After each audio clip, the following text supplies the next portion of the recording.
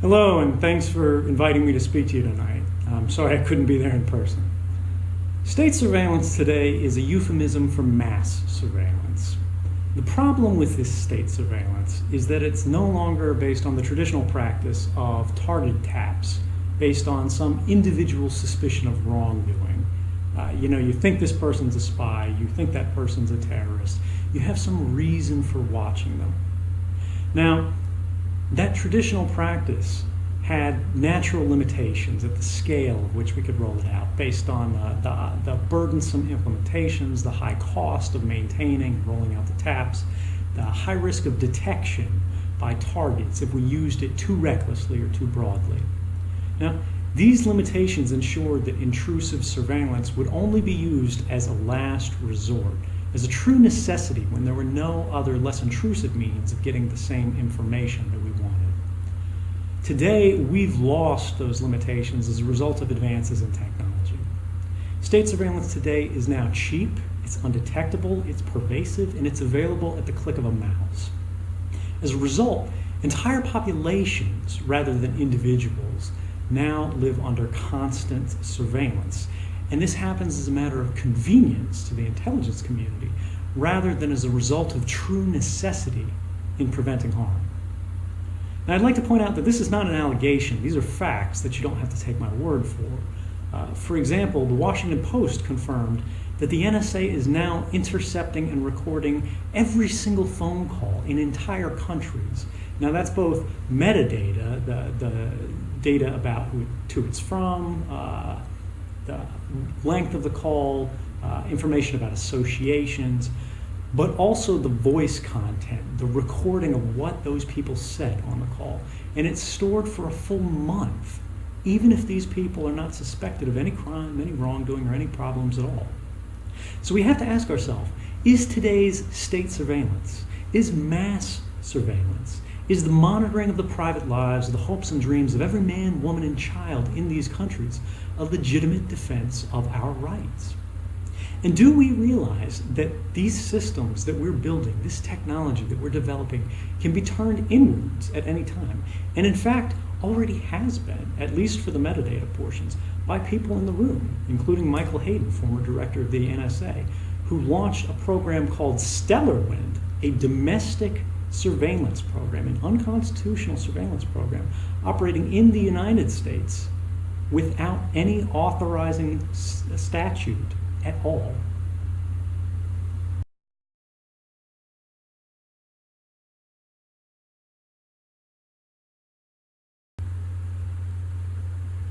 So this is a part of what today's state surveillance looks like. But it's important to remember that it doesn't stop with phone calls. It covers your emails, it covers your text messages, your web history, every Google search you've ever made, and every plane ticket you've ever bought. The books you buy at Amazon.com the transactions are sent in plain text where it's unencrypted, and anyone, whether it's the NSA or some other foreign intelligence service, can collect this and store it for increasing periods of time. It includes who your friends are and how you communicate with them. It shows where you go and what you want to be. It also shows people in charge of state surveillance who you love. And it shows them where these people live. Now, defenders of this kind of unconstitutional dragnet surveillance might say that there's no room for abuse because we have policies in place to address these concerns.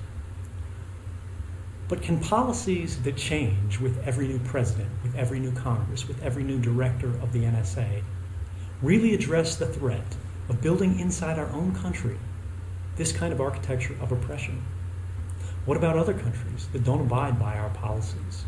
Is leaving our communications insecure so that the NSA can monitor them and those of our adversaries really worth the cost? And we have to remember that policies aren't perfect. Despite policy, I, as an NSA analyst sitting at my desk, had the technical authority to wiretap anyone, from a federal judge to the President of the United States, without getting out of my chair, as long as I had a private email address. And that's not a boast. In fact, some of these cases have already happened. In 2009, the New York Times reported that an NSA analyst used our state surveillance infrastructure to improperly access Bill Clinton's email. And other NSA workers have used state surveillance to spy on their lovers, ex-girlfriends, and other individuals who are obviously not suspected of any crime at all or any kind of wrongdoing. It's important to note that none of those individuals were ever charged with crimes. And we have to ask ourselves, why is that? Why is it when individuals who are working for the intelligence community, senior officials, when they break the law, when they mislead the American people, when they abuse this infrastructure, why are they not held to account? I believe it's because in the calculus of state power, your rights are worth less to the government than the continued secrecy and operation of these programs. And court battles basically invite scrutiny that the government simply doesn't want. Now, there are other far worse abuses that have yet to be reported. We need to understand that the NSA violates laws, regulations, and policies thousands of times per year.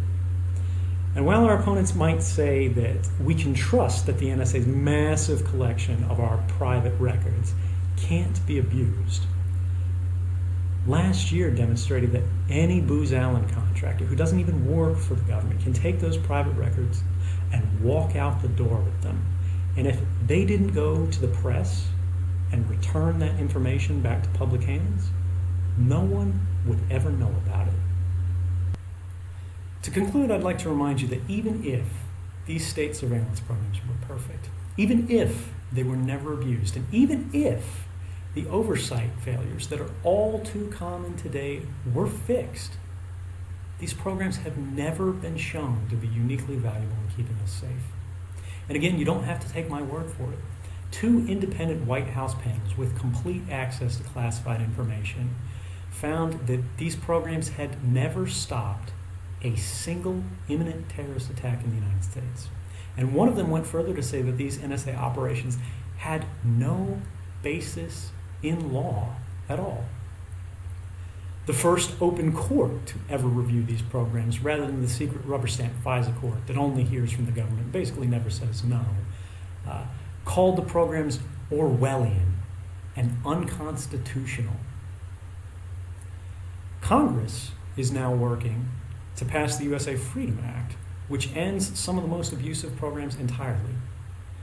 So I would argue, I would submit to you that when all 3 branches of government agree that these programs must end, it seems clear to me that they're not a legitimate defense of our freedoms, but they are in fact a clear and present danger to both them and our way of life as Americans. Thank you very much for listening.